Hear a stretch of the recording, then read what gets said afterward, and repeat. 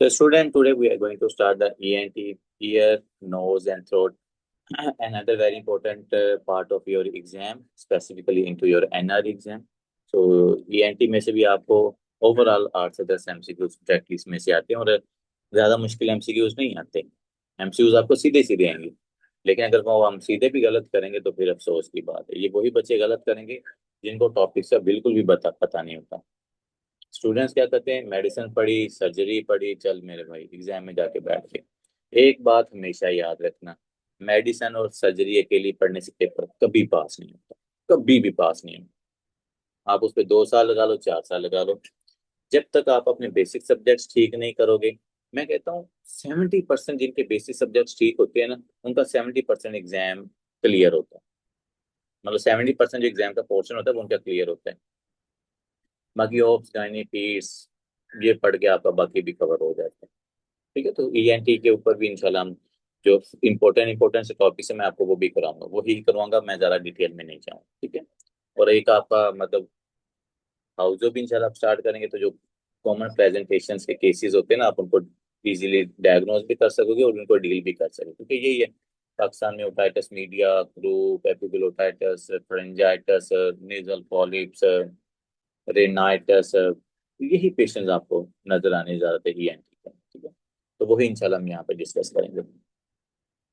तो सबसे पहले जरा आज ईयर, नोज, थ्रोट को स्टार्ट करने से पहले थोड़ा सा स्ट्रक्चर देख लें। यहाँ पर मैंने साइड पे डायग्राम ड्रा की हुई है, तो देखें ये हमारे पास है पूरी ये मस्कुलर जो ऑर्गन नजर आ रहा है ना, ये टंग है। ठीक है, इस टंग के ऊपर आपको ना एक हार्ड पैलेट नजर देखे ना, ये हमारे पास ओरल कैविटी होगी।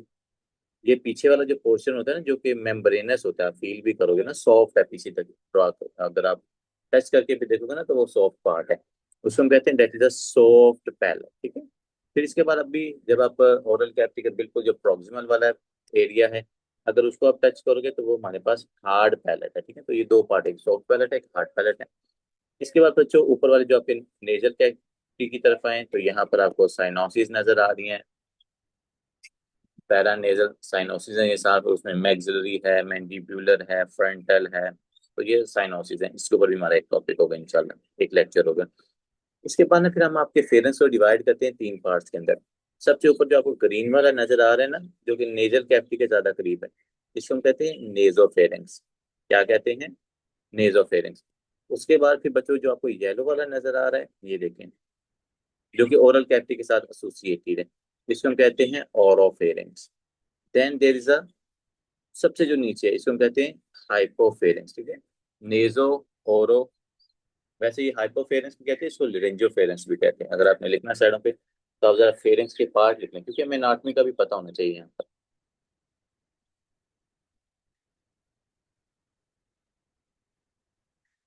फेरेंस को हम 3 पार्ट्स में डिवाइड करते हैं।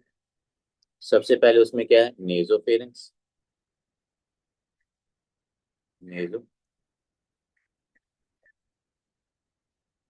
फेरेंस है। फिर उसके अंदर क्या है जी, ओरोफेरेंस है।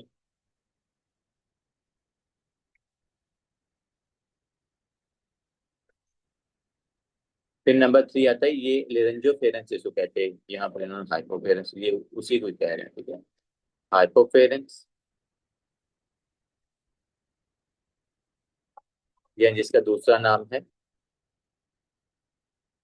लेरेंजियोफेरेंस।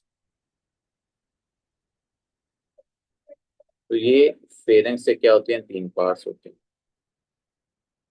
इसी तरीके से आप पैलेट के भी यहाँ पर चले नोट में लिख लेते हैं हम। पैलेट को हम 2 पार्ट्स में डिवाइड करेंगे।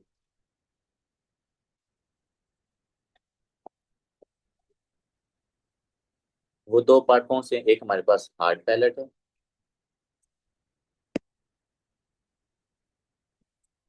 One is a hard palate and the other one is a soft palate. ठीक है, फिर आप एक चीज और को नोटिस करोगे, यहाँ पर आपको नजर आ रहा होगा ग्लोटस एंड द एपिग्लोटस। ठीक है, मतलब कि ये हमारे पास ट्रेकिया है, जो आपको नजर आ रही है, ये ट्रेकिया। इस ट्रेकिया के पीछे आपको नजर आ रही है डॉक्टर फैज, ये है एसोफेगस। तो देखिए ना, हम जो खाना खाते हैं वो हमारी एसोफेगस के अंदर जाता है, जो हम सांस लेते हैं वो आपके ट्रेकिया की तरफ जाता है। लेकिन अगर आप देखोगे ना ऊपर, तो इसका जो कॉमन पाथ है, एयर भी वहां से जाती है और जो खाना है वो भी वहां से जाता है। लेकिन आप कहेंगे सर ये ऊपर से तो चले कॉमन है, लेकिन नीचे कभी खाना ट्रेकिया में नहीं जाता है जी, या कभी एयर एसोफेगस में नहीं जाती। तो इसका क्या रीजन होता है? देखिए बच्चे, जब आप खाना खाते हो ना, तो उस टाइम पे ये जो ट्रेकिया का अपर पार्ट है ना, ये क्लोज हो जाता है। मतलब ये जो एपिग्लोटस है ना, जो कि आपको मेम्ब्रेन लाइक स्ट्रक्चर नजर आ रहा है, यू कैन सी है, इसको लिड समझ लो, ये एक मतलब ढक्कन समझ लो। सो ये जो लिड है ना, ये जब आप खाना खाते हो ना, तो इस एसोफेगस के ऊपर आ जाता है ऐसे। तो इस ग्लोटस के ऊपर ऊपर हमारे पास एपिग्लोटस आ जाता है, जिससे ये क्या हो जाता है, आपका ट्रेकिया क्लोज हो जाता है और आपकी जो भी चीज खाते हो वो एसोफेगस में चली जाती है। इसके बरक्स जब आप सांस लेते हो, तो उस टाइम पे ये जो एपिग्लोटस है, ये कॉन्ट्रैक्ट होकर यहाँ से मतलब रिमूव हो जाता है, और जो एयर है फिर वो आपके ट्रेकिया में चली जाती है। ठीक है, तो ये चीज आपने यहाँ पर याद रखना। उस टाइम पे ये जो होता है ना एपिग्लोटस, ये दूसरी साइड पे चला गया, कि हमारे पास जो एसोफेगस है ना, ये उसको कवर कर लेता है। फिर हमारे पास जो एयर है वो ट्रेकिया के अंदर चली जाती है। ठीक है, तो ये आपने याद रखना कि एपिग्लोटस का बहुत बड़ा रोल है। अगर किसी पेशेंट में एपिग्लोटस में इन्फ्लामेशन आ रही है ना, तो उसके अंदर हम आगे देखेंगे एपिग्लोटाइटिस हो जाते हैं, फिर वो बड़ी डेंजरस कॉम्प्लिकेशन के साथ वो पेशेंट प्रेजेंट करते हैं। ठीक है, तो ये थोड़ा सा अपने नोट में याद रखें यहाँ पर। अच्छा जी, अब हम आते हैं अपने मेन टॉपिक की तरफ। आज का हमारा पहला टॉपिक है, that is a crew. Doctor Faiz, आपने हाउस ऑफ की भी हुई है वहां पर चाइना में, तो अब चाइना का तो मुझे आइडिया नहीं है कि वहां पर क्रू के कितने पेशेंट आते हैं। लेकिन आप पाकिस्तान के अंदर भाई, आप डीएचक्यू में बैठे हो, आप क्लिनिक खोल के बैठे हो, आप डीएचक्यू में बैठे हो, क्रू के बहुत सारे पेशेंट आने हैं, बहुत सारे पेशेंट आने। इवन तो मैं अपने भांजे को 2 दफा लेके गया हूँ। सो ये बहुत कॉमन है यहाँ पर, इसलिए आपको इसकी मैनेजमेंट, इसका डायग्नोज आना चाहिए। सो क्रू, सबसे पहले क्रूप होता क्या है? देखें, क्रूप हम कहते हैं कि अगर हमारे पास इन्फ्लामेशन हो जाए, रिस्पायरेटरी ट्रैक के अंदर इन्फ्लामेशन हो जाए, ठीक है, इसको हम कहते हैं लेरेंजियो ट्रेकियो ब्रोंकाइटिस। इसका जो दूसरा नाम है डॉक्टर हमाद, वो क्या है? Laryngo tracheo, laryngotracheobronchitis, laryngotracheobronchitis. ठीक है, तो अगर हमारे पास लेरेंस के अंदर, ट्रेकिया के अंदर और ब्रोंकाई के अंदर इन्फ्लामेशन हो जाए, उसको हम क्रूप कहते हैं। अगर आप इसका ये दूसरा नाम भी याद रखोगे ना, तो मतलब कि आपको ये डिजीज याद रहेगी। क्रूप क्या है, मैं बार बार कह रहा हूँ, सिर्फ टॉपिक्स यही हैं, इनको अच्छे से समझ लें। क्रूप का मतलब है कि अगर ट्रेकिया के अंदर या लेरेंक्स के अंदर या ब्रोंकाई के अंदर इन्फ्लामेशन हो जाए, तो उसको हम कहते हैं क्रूप। ठीक है, तो यहाँ पे डिफाइन भी शो कर देते हैं, inflammation, inflammation of upper upper airway tract included larynx, included trachea and the bronchi and the bronchi। तो अगर इन तीन पार्ट्स के अंदर इन्फ्लामेशन हो जाए, तो इसको हम क्या कहेंगे? That is a croup condition. अब आगे आते हैं कि सर ये जो पेशेंट्स के लेरेंक्स, ट्रेकिया या ब्रोंकाई के अंदर इन्फ्लामेशन हो रही है, इस इन्फ्लामेशन का रीजन क्या होता है? ठीक है, यहाँ पर अपने कॉज लिखना है। तो इसका जो मेन हमारे पास कॉज है वो है पैरा इन्फ्लुएंजा वायरस है। ये अक्सर ना ये सीधा वायरस का नाम ही पूछ लेते हैं। तो रोग का पेशेंट होगा और उससे पूछेंगे जी किस वायरस की वजह से हुआ है, तो आपने कहना है most common cause, most common most common cause of flu is para influenza virus, para influenza virus. सीधे एमसीयूज है। देखिए अब ये कोई मुश्किल थोड़ा है, मतलब ये कोई ज्यादा मुश्किल तो नहीं है ना कि इस वायरस का नाम रखना है जो ग्रुप काज करवा रहे हैं।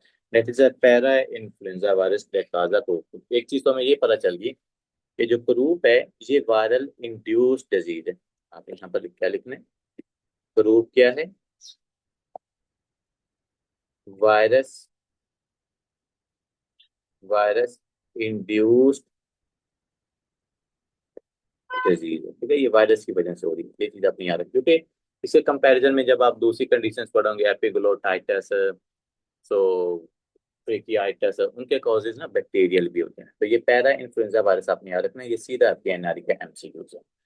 आगे आते हैं कि सर जो फ्लू के पेशेंट्स हैं उनकी क्लिनिकल प्रेजेंटेशन क्या है, उनकी क्लिनिकल प्रेजेंटेशन क्या है, ये हमारे पास जो पेशेंट है ये कैसे प्रेजेंट करते हैं, ये हमारा मेन कंसर्न है। सबसे इंपॉर्टेंट जो सिम्टम है डॉक्टर, सबसे इंपॉर्टेंट सिम्टम वो ये है बार्किंग कफ। ये है हमारे पास जो पेशेंट है ये किसके साथ आएगा, बार्किंग कफ के साथ आएगा। ये आपके ग्रुप का सबसे इंपॉर्टेंट सिम्टम, सी से हम कहते होते हैं कफ। एपिग्लोटाइटिस के अंदर डॉक्टर, डॉक्टर आपको उसमें कफ नहीं नजर आती, ग्रुप वाले पेशेंट्स के अंदर आपको कफ नजर आती है, और वो भी बार्किंग कफ है, कंटिन्यू कफ आ रही है। ठीक है, फिर आपने लिखना है कि ये जो बार्किंग कफ है ये नाइट टाइम पे वर्स हो जाती है। ठीक है, worse at night time, worse at night time. और आप ये चीज देखोगे कि बच्चों के अंदर वाकई ही अगर आप क्लिनिक में बैठे हो ना तो बच्चे रात मोस्टली नाइट टाइम ही ग्रुप की कंडीशन के साथ आएंगे, इसलिए मैंने यहाँ पे लिखा है। इसके बाद भी पेशेंट्स के अंदर हमें dyspnoea, shortness of breath, dyspnoea नजर आ सकता है। इसके बाद आपने एक और चीज नोट करनी है, hoarseness of voice, hoarseness, hoarseness of the voice, आवाज का भारी हो जाना। तो ये तीन सिम्टम्स आपने जरूर जरूर याद रखनी। ठीक है, पेशेंट के अंदर बार्किंग कफ हो रही है, डिस्निया हो रहा है, होर्सनेस ऑफ वॉइस हो रहा है। इसके बाद हम आते हैं स्ट्राइडर के ऊपर। ये स्ट्राइडर ने डॉक्टर आपको बड़ा तंग करना है, क्योंकि स्ट्राइडर हम दो से तीन टाइप्स के होते हैं। इंस्पायरेटरी स्ट्राइडर कब होगा, एक्सपायरेटरी स्ट्राइडर कब होगा, बाई फेजिक स्ट्राइडर कब होगा। ठीक है, तो ये आपको जरूर पता होना चाहिए। स्ट्राइडर, वो बच्चा जब सांस लेता है या निकालता है ना, तो जैसे वो सीटी जैसी आवाज आती है ना, बिल्कुल वैसी आती है, इसको हम स्ट्राइडर कहते हैं। ठीक है, सो पैरा इन्फ्लुएंजा या क्रूप के अंदर आपको नजर आता है इंस्पायरेटरी स्ट्राइडर, इंस्पायरेटरी स्ट्राइडर। ये भी एक इंपॉर्टेंट पॉइंट है इसका, कि इसमें हमें जब बच्चा सांस अंदर की तरफ लेता है ना तो तब हमें व्हीजिंग साउंड सुनाई देता है। इंस्पायरेटरी स्टार्टर, ये चीज आपको याद है। ठीक है, इसके बाद चूंकि वायरल है ना तो बच्चे के अंदर लो ग्रेड फीवर हो सकता है, लो ग्रेड फीवर, मतलब मोस्टली नहीं नहीं भी नजर आता फीवर, बट अगर फीवर होगा तो वो ज्यादा हाई ग्रेड नहीं होगा, क्योंकि अगर हाई ग्रेड होगा तो वो एपिग्लोटाइटिस की तरफ चला जाता है। जो हमारे पास ग्रुप है, ग्रुप वाले पेशेंट्स के अंदर आपको लो ग्रेड फीवर ही नजर आता है। ठीक है, चलिए ये होगा क्लिनिकल प्रेजेंटेशन, बार्किंग कफ होगी, डिस्निया होगा, होर्सनेस ऑफ वॉइस होगी, inspiratory strider and a low grade fever होगा। ठीक है, अब आते हैं सर हम इसको डायग्नोज कैसे करेंगे।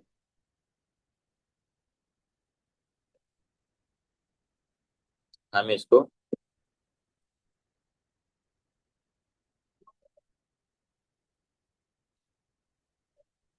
ग्रुप वाले पेशेंट्स को हम डायग्नोज कैसे कर सकते हैं। ठीक है जी, तो इसको डायग्नोज करने का तरीका सिंपल, क्लिनिकल, क्लिनिकल प्रेजेंटेशन, इसको हम कहते होते हैं क्लिनिकल डायग्नोज, क्लिनिकल मतलब आपने सिम्टम्स की बेस के ऊपर डायग्नोज बनाना है। बहुत सारी ऐसी कंडीशन है डॉक्टर फैज, अगर मैं आपको बताऊंगा तो आप हैरान हो जाएंगे कि उनके अंदर हमें इन्वेस्टिगेशन की जरूरत ही नहीं पड़ती, उनके अंदर आपको इन्वेस्टिगेशन की जरूरत ही नहीं पड़ती। जैसे फेशियल पाल्सी होगी, कोई इन्वेस्टिगेशन नहीं है। जैसे पेशेंट को ये क्या सो कहते हैं टेटनस हो जाए, कोई उसकी इन्वेस्टिगेशन नहीं है।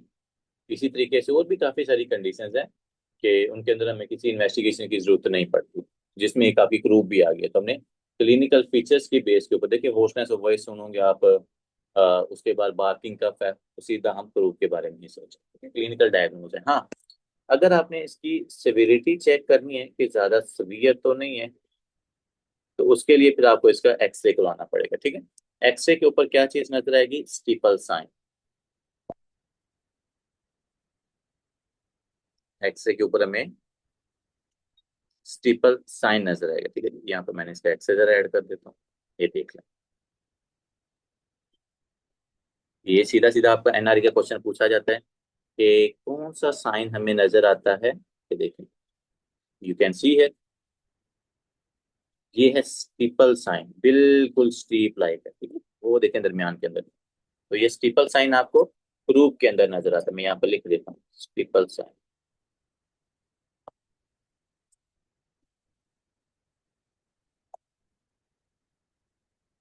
तो स्टीपल साइन का मतलब डॉक्टर साहब ये होता है कि क्रोनिक रूप हो चुका है पेशेंट के अंदर, ठीक है, या बार बार रिकरेंट रूप होने की वजह से स्टीपल साइन बच जाता है। तो ये भी आपका सीधा मतलब ना एमसीक्यू है, जो कि आपके एग्जाम के अंदर इंशाल्लाह आएगा, ठीक है। आगे आते हैं मैनेजमेंट की तरफ।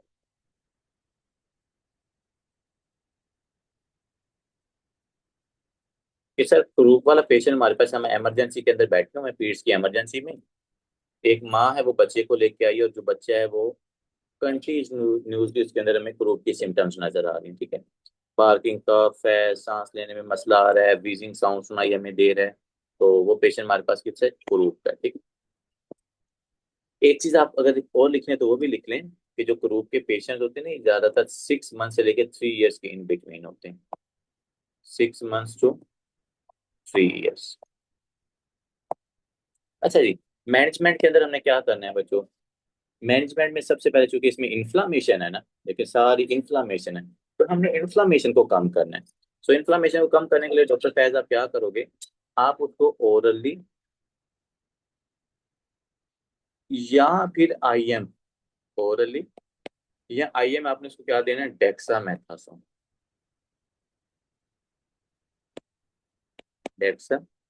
डेक्सामेथासोन ओरली या आईएम फॉर्म के अंदर आपने उसको डेक्सामेथासोन, डिपेंड करके कितनी ज्यादा सीवियर सिम्टम्स हैं। अगर ओरली टॉलरेट कर सकता है तो ओरली दे दे, अगर नहीं तो फिर आईएम दे दे, ठीक है, ज्यादा बेहतर है वैसे आईएम। अब कितना देना है इसकी ये डोज भी चले मैं आपको साथ लिखवा देता हूँ। सो 0.6 mg पर केजी, 6 mg पर केजी। इंशाल्लाह कोई आपको डोजेज नहीं लिखवाएगा, लेकिन मैं आपको कोशिश करूंगा मैक्सिमम डोजेज लिखवाऊं। 0.6 mg पर केजी आपने पेशेंट को डोज देनी है। टोटली कितनी मैक्सिमम आप कितनी दे सकते हो? 10 mg। 10 mg से आपने ऊपर नहीं जाना। 10 mg से आपने ऊपर पेशेंट को डेक्सामेथासोन नहीं देना होता, ठीक है। मतलब मोस्टली एक ही, वैसे एक ही डोज से ना बेहतर हो जाता बच्चा। अगर बच्चा 2 kg का है तो 0.6 को मल्टीप्लाई करो 2 से, 1.2 mg आपने पेशेंट को डेक्सामेथासोन दे देना, ठीक है। अब सर डेक्सामेथासोन भी दे रहे हैं, लेकिन बच्चा फिर भी ठीक नहीं हो रहा। अगर डेक्सा लगाने से बच्चा ठीक नहीं हो रहा, फिर आपने करना है रसीमिक एपिनेफ्रिन। रसीमिक एपिनेफ्रिन आपने देनी। रसीमिक एपिनेफ्रिन का क्या मतलब होता है? रसीमिक एपिनेफ्रिन का मतलब होता है नोबलाइज फॉर्म में एपिनेफ्रिन देना। अब ये पाकिस्तान में होता है भाई, बच्चे आया ग्रुप के साथ, चलो जी, उसके अंदर या एनएस को डाल के या एपिनेफ्रिन को डाल के ना उसको नोबलाइज करना शुरू कर देते हैं, और साथ उसको आईएम में डेक्सा लगा देते हैं। चलो जी, बच्चा 5 मिनट में ठीक, आपकी बल्ले बल्ले होगी जी, डॉक्टर साहब ने कमाल कर दिया, ठीक है। तो ये मैनेजमेंट आपकी, इमरजेंसी मैनेजमेंट आपको जरूर आनी चाहिए, ठीक है? इसलिए मैं कोशिश करता हूँ कि मैक्सिमम चीजें दें। एपिनेफ्रिन 1 ग्राम होता है कि पता नहीं, वन इस मेटल में 1 ग्राम इसका इंजेक्शन होता है, या वो उसके अंदर डालते हैं इंजेक्शन लेके ना, नेबुलाइजर के अंदर डालते हैं, उसमें नॉर्मल सलाइन होता है, फिर उसको भाप देते हैं, बच्चा ठीक हो जाता है, ठीक है। हमने भी काफी ज्यादा बच्चों को ये दी हुई है, तो विद इन 5 to 6 मंथ बच्चा है बिल्कुल ठीक। चलो जी, अच्छा जी, ये हमने इसकी पूरी मैनेजमेंट भी कर ली आपकी करो की। आगे हम आते हैं and other very dangerous complication and very dangerous disease, that is epiglottitis, ठीक है। एपिग्लोटाइटिस बड़ा इंपॉर्टेंट डिसऑर्डर है। तो रूप की तो हमने एक एक चीज मैंने आपको पढ़ा दी। एपिग्लोटाइटिस।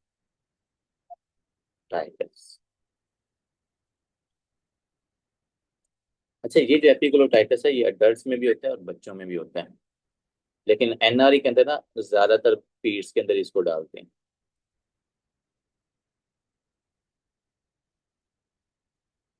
अच्छा, एपिग्लोटाइटिस इसकी भी जरा पिक्चर ऐड कर लेते हैं। ये दोबारा, क्योंकि यहाँ पर हमारे पास जो एपिग्लोटस है ना, मेनली उस एपिग्लोटस के अंदर इन्फ्लामेशन होनी, मेनली उस एपिग्लोटस के अंदर इन्फ्लामेशन होनी। नजर आ रहा है डॉक्टर साहब? ये देखें, ये है एपिग्लोटस। सो अगर इस एपिग्लोटस के अंदर ये देखें, हमारे पास रास्ता ये है।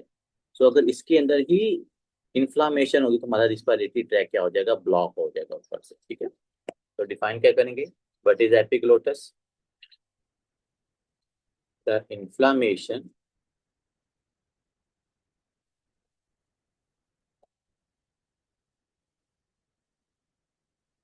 The inflammation of,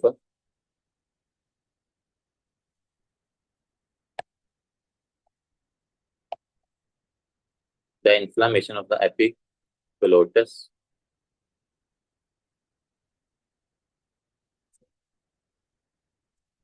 is called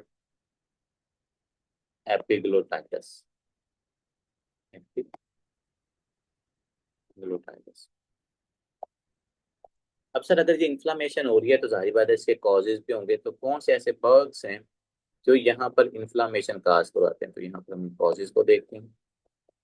सो इसमें सबसे जो मेन है ना, मैं आपको माइक्रो पढ़ा रहा था ना, उसके अंदर भी मैंने आपको हिमोफिलस इन्फ्लुएंजा पढ़ाया था।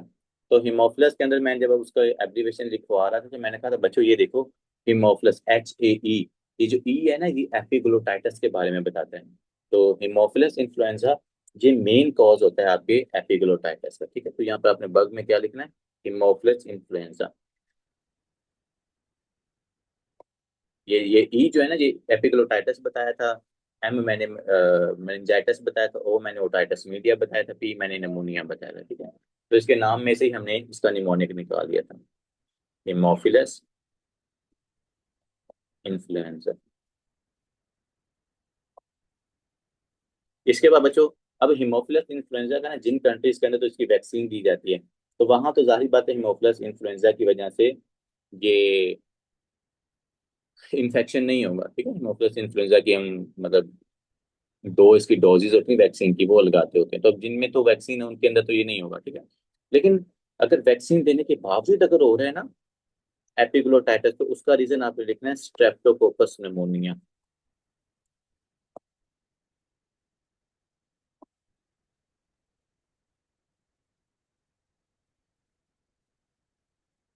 अगर अगर आपसे पूछें भाई हमने पेशेंट को हिमोफिलस इन्फ्लुएंजा की वैक्सीन दी है लेकिन उसके बावजूद उसके अंदर सिम्टम्स आ रही हैं, तो आपने क्या बताना है कि भाई वो जो सिम्टम्स आ रही हैं फिर वो हिमोफिलस इन्फ्लुएंजा की वजह से नहीं है, वो फिर किसकी वजह से, वो स्ट्रेप्टोकोकस निमोनिया की वजह से हो सकता है। ठीक है, स्ट्रेप्टोकोकस निमोनिया यहाँ पे याद रखना है।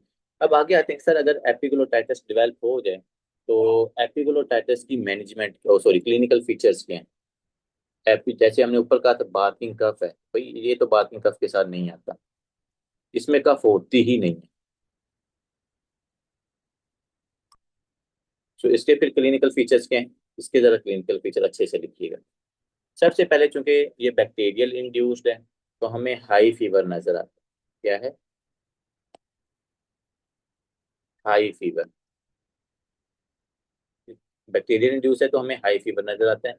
इसके बाद इस पेशेंट में सोर थ्रोट होगा, गले के अंदर जख्म होगा, इन्फ्लामेशन होगी। इसके बाद आप देखोगे कि इस पेशेंट के अंदर भी कौन सा स्ट्राइडर है, आपने लिखना है इंस्पायरेटरी स्ट्राइडर है। दोनों कंडीशंस में हमें इंस्पायरेटरी स्ट्राइडर मिल रहा है।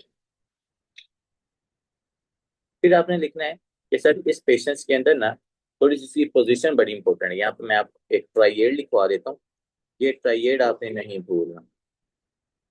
इसको हम कहते हैं 3Ds। जैसे आपको ये 3Ds नजर आए, थिंक अबाउट द एपिग्लोटाइटिस। इसमें सबसे पहला है drooling,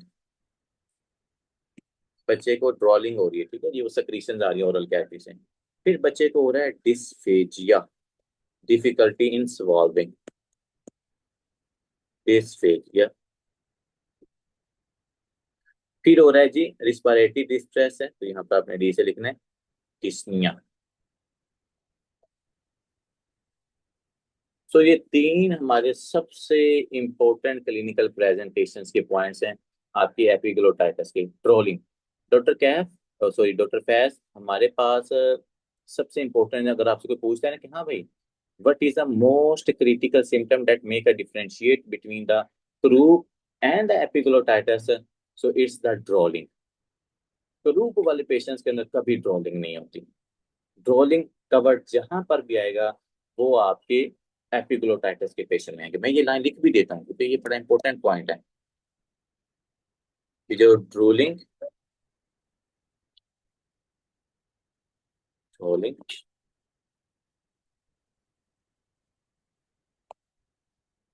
make differentiate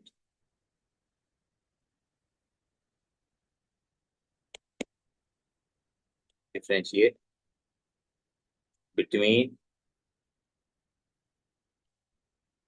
croup and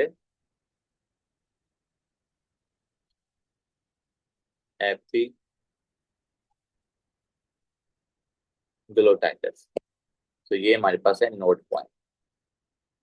ये ड्रोलिंग आपके इन दोनों के अंदर फर्क करेगी। एपिग्लोटाइटिस वाले पेशेंट में हमेशा ड्रोलिंग होगी, क्रूलिंग वाले बच्चे में ड्रोलिंग नहीं होगी, ठीक है। फिर आगे आते हैं कि एपिग्लोटाइटिस के पेशेंट्स की ना पोजीशन बड़ी इंपॉर्टेंट है कि ये किस पोजीशन के अंदर बैठना पसंद करते हैं जिससे इसको सिम्टम्स के अंदर रिलीव होता है। जैसे वो हमने उसमें पढ़ा था ना टेट्रोलॉजी ऑफ फैलेट के अंदर भी हमने कंडीशंस पढ़ी थी कि जब वो अपनी पोजीशन चेंज करता है ना तो उसकी सिम्टम इंप्रूव होती है, तो फिर वो उसी स्क्वाटिंग पोजीशन में ही रहता है। इसी तरीके से बच्चों जो हमारे पास एपिग्लोटाइटिस के पेशेंट होते हैं ना, ये ट्राइपोड पोजीशन के अंदर रहते हैं हमेशा। मतलब हमेशा नहीं, जब उनको सिम्टम्स जहां पर इंप्रूव होती हुई नजर आती हैं तो वो ट्राइपोड पोजीशन होती है। जैसे पेरिकार्डाइटिस के पेशेंट होते हैं ना, वो लीनिंग फॉरवर्ड करने से सिम्टम ठीक होती हैं। जैसे पैंक्रेटाइटिस के पेशेंट होते हैं ना, लीनिंग फॉरवर्ड करने से सिम्टम ठीक होती हैं। इसी तरह जो एपिग्लोटाइटिस के पेशेंट है ये भी जब आगे की तरफ लीन करते हैं ना तो पेशेंट इनकी जो इनकी सिम्टम्स होती हैं वो ठीक होती है। ट्राइपोड पोजीशन जहां पर बढ़ जाए, थिंक अबाउट एपिग्लोटाइटिस। दूसरे नंबर भाई ये लेटते नहीं है। Child refuse to lie down, child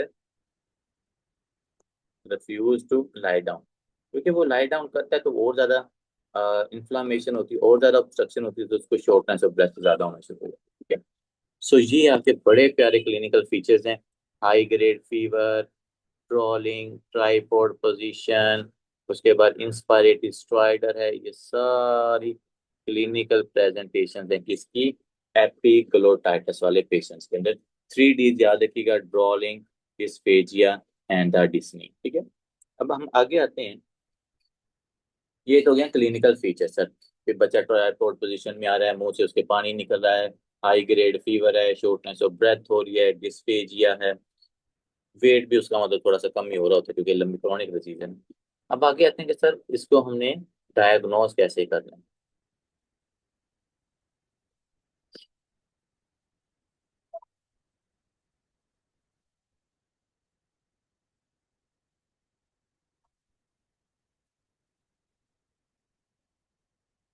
तो इसमें भी मेन चीज यही है कि जैसे हमने ऊपर क्लिनिकल फीचर्स को देखा था, यहाँ पर भी हम क्लिनिकल फीचर्स को देखें, ठीक है। यहाँ पर आपने क्या करना है, सबसे पहले हम क्लिनिकल फीचर्स की तरफ जाएंगे,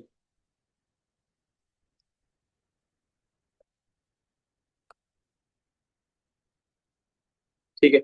उसके बाद आप इसके अंदर डायरेक्ट विजुअलाइजेशन कर सकते हो, मतलब लेरेंजोस्कोप से आप इसको देख सकते हो कि भाई कहाँ पर इन्फ्लामेशन है, ठीक है। तो यहाँ पर आपने लिखना है डायरेक्ट विजुअलाइजेशन। लेकिन ना टंग डिप्रेसर नहीं यूज करते होते, डायरेक्ट विजुअलाइजेशन। वो ग्रुप वाले पेशेंट में तो बिल्कुल भी टंग डिप्रेसर यूज नहीं करते, ठीक है। यहाँ पर लेरेंजोस्कोप डाल के वो लाइट डाल के ना देख लेते हैं भाई कहाँ पर इन्फ्लामेशन हो रही है बच्चे के अंदर। आपने अक्सर देखा होगा जैसे डॉक्टर के पास जाए वो आपको देख रहा था भाई कहाँ पर इन्फ्लामेशन है, ठीक है। डायरेक्ट विजुअलाइजेशन हो गया। अब हम आते हैं कि यहाँ पर भी एक्सरे की फाइंडिंग है। क्योंकि क्रॉनिक कंडीशन है, तो इसके भी एक्सरे की बड़ी इंपॉर्टेंट फाइंडिंग है कि एपिग्लोटाइटिस वाले पेशेंट्स के अंदर हमें क्या नजर आता है, तो इसका भी हम यहाँ पर एक्सरे ऐड करते हैं।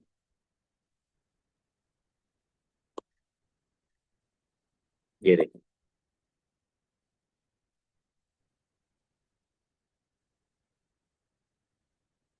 So you can see here, group वाले पेशेंट में हमें स्टीपल साइन नजर आया था, और यहाँ पर हम ये देखें थंब प्रिंट साइन हम इसको कहते हैं। डॉक्टर देखिएगा जरा, ये नजर आ रहा है जैसे थंब होता है, तो ये वो आपकी एपिग्लोटिस है जो कि इन्फ्लेम्ड हो चुकी है, तो इसको हम कहते हैं thumb print sign on lateral X-ray. क्या लिखना है?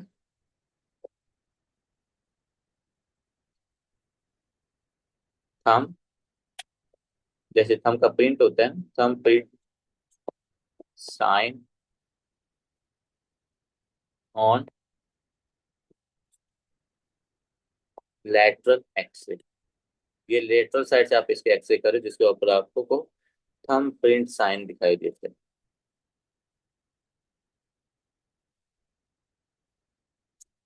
ठीक है, तो ये इस तरीके से क्या होगा डायग्नोज, मेनली क्लिनिकल फीचर्स ही होते हैं। मतलब वो ट्राइपॉड पोजीशन के अंदर बच्चा होता है, ड्रोलिंग हो रही होती है, डिस्फेजिया होता है, हाई ग्रेड फीवर हो रहा होता है, कॉज इसका हीमोफिलस इन्फ्लुएंजा है। और डायग्नोज के अंदर आप मैक्सिमम इसका, क्योंकि ये क्वेश्चन इस तरह का ना, ये इन्वेस्टिगेशन की फाइंडिंग जैसे स्टिपल साइन हो गया वो प्रूफ में है, जैसे थंब प्रिंट साइन है या एपिग्लोटाइटिस के अंदर, ये आप एग्जाम में पूछ से होते हैं। ठीक है, अच्छा जी, अब आगे आते हैं इसकी मैनेजमेंट के ऊपर, जो कि बहुत से टीचर्स गलत बताते हैं। ठीक है, लेकिन हमने यहाँ पर कोशिश करनी है उसको बेहतर तरीके से पढ़ने की। एपिग्लोटाइटिस का ना आप देखोगे ज्यादातर लिखवा देंगे, चलो जी इन्फेक्शन है एंटीबायोटिक दे दो। भाई एंटीबायोटिक तो दे देंगे, पेशेंट को सारी इन्फ्लेमेशन में, पेशेंट रिस्पिरेटरी फेलियर के साथ आ रहा है, डिस्निया के साथ आ रहा है, आप उस पेशेंट को सिर्फ एंटीबायोटिक, हाँ ठीक है, एंटीबायोटिक्स हम पेशेंट को देते हैं, लेकिन पेशेंट को साथ मैनेज तो करो ना, उसकी सिम्टम्स को ठीक करो। हमेशा हमारा आपने याद रखना है, पहली चीज ये है अपने पेशेंट को स्टेबल करना है। अब इसको शॉर्टनेस ऑफ ब्रेथ हो रही है, ऑक्सीजन कम है, कार्बन डाइऑक्साइड ब्लड के अंदर औसत ज्यादा हो रही है, तो आपने पहले रिस्पिरेटरी एयरवे को सिक्योर करना। ठीक है, तो वन बाय वन आपने कंडीशंस को देखना है। ठीक है, सबसे पहले अगर तो पेशेंट्स के अंदर है, आपको नजर आ रही रैपिड ऑनसेट रिस्पिरेटरी फेलियर, क्या है? Rapid onset, rapid onset respiratory failure. तो अगर तो रैपिड ऑनसेट रिस्पिरेटरी फेलियर है, तो हमने क्या करना है, क्योंकि बच्चा ड्रोल ट्राइपॉड पोजीशन में है, हाइपोक्सिया हो रहा है, ड्रोलिंग हो रही है, टिकिपनिया हो रहा है, आपने सबसे पहले एयरवे को मैनेज करना है। क्या करना है आपने? अगर बच्चे के अंदर रैपिड ऑनसेट रिस्पिरेटरी फेलियर है, शॉर्टनेस ऑफ ब्रेथ उसको हो रही है, ये सब फेलियर का मतलब होता है, तो आपने क्या करना, अर्जेंट एयरवे मैनेजमेंट, अर्जेंट, बच्चा वहां पर शॉर्टनेस ऑफ ब्रेथ से मर रहा है और आप उसको एंटीबायोटिक्स के ऊपर सिर रखते हैं, अर्जेंट एयरवे मैनेजमेंट आपने करनी है। अब urgent air management doctor Faiz कैसे करते होते हैं, आपने करनी है यहाँ पर दो चीजें। सबसे पहले एनेस्थीसिया वालों को बुलाओ, सबसे पहले एनेस्थीसिया वालों को कॉल ऑन कॉल लो। ये आपके हॉस्पिटल के प्रोटोकॉल हैं सारे, ऐसे हमारे भी यहाँ पर हॉस्पिटल में ऐसे ही होता है। सबसे पहले क्या करो, एनेस्थीसिया वालों को बुलाओ, और उसके बाद ईएनटी वालों को बुलाओ। ठीक है, इनको ऑन कॉल लो, क्या जो भाई आपका पेशेंट है।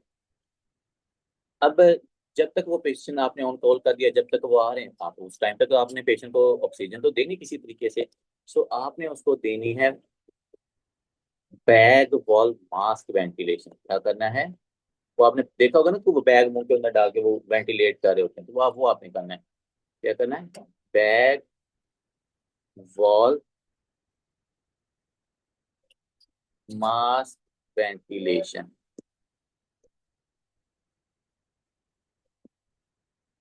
ठीक है, विद 100%, मतलब आप उसको ना ज्यादा जोर से करोगे ताकि 100% जो ऑक्सीजन है वो बच्चे को मिले, 100% ऑक्सीजन। ठीक है, आपने एनेस्थीसिया वालों को ऑन कॉल ले लिए, आप ईएनटी वालों को ऑन कॉल ले लिए, और तब तक आप उसको छोड़ तो नहीं ना सकते पेशेंट को कभी भी। तो आपने बैक वाल मास्क वेंटिलेशन करना, मतलब वो ना उसके साथ बैक के साथ या जो वो मास्क होता है ना उसके साथ वेंटिलेट करना शुरू कर देना। अब तब तक क्या हो गया जी, आपका ईएनटी वाला आ गया, आपका एनेस्थीसिया वाला आ गया। वो क्या करेंगे, जाहिर बात है वेंटिलेट करना पड़ेगा। तो उसके लिए सबसे पहले आपको ईटीटी उस पेशेंट के अंदर डालनी पड़ेगी। अब वो आ गए, स्पेशलिस्ट आ गए, हमेशा स्पेशलिस्ट का ये काम होता है। तो वो आके उन्होंने इसमें ईटीटी डाली, ठीक है। एंडो एंडोट्रेकियल एंडोट्रेकियल इंटूबेशन विद, याद रखना विद, जैसे हम कहते हैं ना सीवीपी करनी है विद अल्ट्रासाउंड, अल्ट्रासाउंड से देख रहे थे साथ सीवीपी करनी है। तो यहाँ पर आपने ईटीटी डालनी है विद वीडियो लेरेंजियोस्कोप। वो लेरेंजियोस्कोप होता है ना साथ वीडियो, तो उसे आप देख रहे होते हो विद वीडियो लेरेंजियोस्कोप।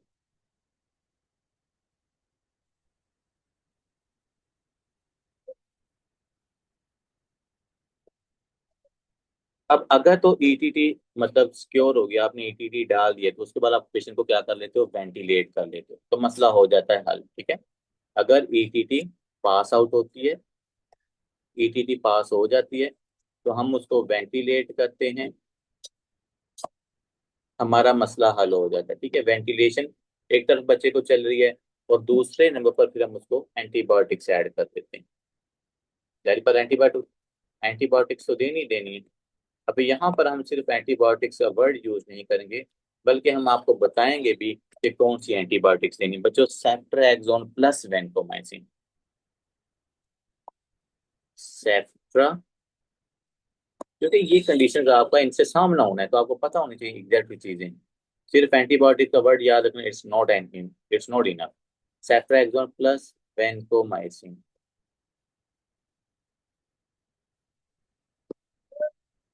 ठीक है। तो ये एंटीबायोटिक्स चल रही हैं, टीटीटी पास है, वेंटिलेट है, पेशेंट बच्चे की ऑक्सीजन ठीक हो रही है, एंटीबायोटिक इन्फेक्शन ठीक हो जाएगा।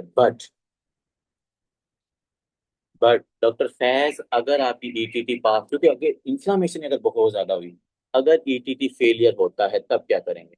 मेरा पहला क्वेश्चन आपसे, अगर ईटीटी फेल है, बच्चे को शॉर्टनेस ऑफ ब्रेथ है, उसकी सेचुरेशन ड्रॉप हो रही है ऑक्सीजन की, ईटीटी हो गई है बच्चों फेल। और एक बात याद रखना, एपिग्लोटाइटिस वाले पेशेंट में सेकंड अटेम्प्ट नहीं करनी ETT, not a second attempt of the ETT, just one attempt. अगर एक अटेम्प्ट में ईटीटी पास हुई, वेल एंड गुड, अगर नहीं हुई तो फिर आप क्या करेंगे? जी बताएं।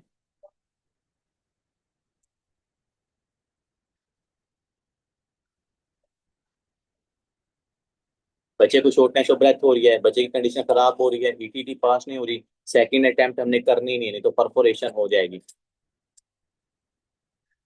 मैं आप लोग के लिए लिख देता हूँ साइडों पे, एपिग्लोटाइटिस वाले पेशेंट के अंदर नॉट सेकंड अटेम्प्ट,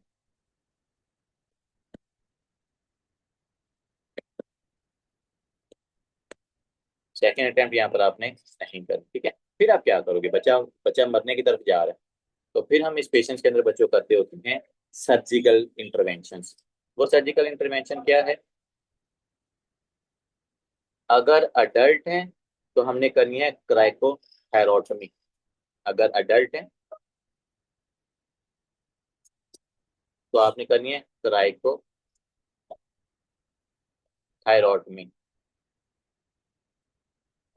और अगर बच्चे हैं तो आपने करना है ट्रेकियोस्टोमी, ट्रेकियोस्टोमी जिसको हम कहते हैं, ठीक है।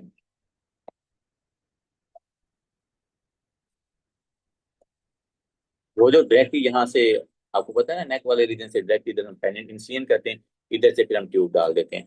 तो अगर ईटीटी एक दफा डाली नहीं डली, तो आप बच्चे को ट्रेकियोस्टमी की तरफ, और अडल्ट है तो ट्राइकोथायरॉटमी की तरफ ले जाएंगे, ठीक है।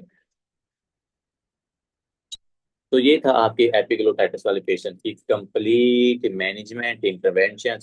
मैंने कोशिश की इंशाल्लाह आपको इतना डाटा दे दिया है, not only NRE, FCPS part one. आप इंशाल्लाह इस डाटे के साथ जाओगे ना, तो पीजी 1 2 3 तक से ज्यादा इंशाल्लाह आपको चीजों का पता होगा, ठीक है। लेकिन ज़रा बड़ा टाइम लगता है। अब इसमें भी मैं आपको ऑनेस्टली बताऊं ना, तो जस्ट आपको एग्जाम ओरिएंटेड पढ़ाया गया, 10 से 15% डाटा बताया, नहीं तो इसके ऊपर तो हम मतलब काफी सारी बातें मजीद ही कर सकते हैं, ठीक है। सो क्योंकि हम तो एमएलए के अकॉर्डिंग पढ़ा हुआ है, तो उसमें चीजें बहुत बहुत प्रोटोकॉल्स होते हैं, ठीक है। सो लेकिन इंशाल्लाह आपको ये भी चीजें हेल्प करेंगी, आपको एक अच्छा नॉट ओनली एग्जाम बट कि आपका जो क्लिनिकल सिनेरियो, क्लिनिकल केसेस के अंदर आप जाएंगे, वहां पर भी आपकी एक अच्छी ग्रिप होगी, ठीक है। मिलते हैं जी आपको नेक्स्ट लेक्चर में, ओके जी।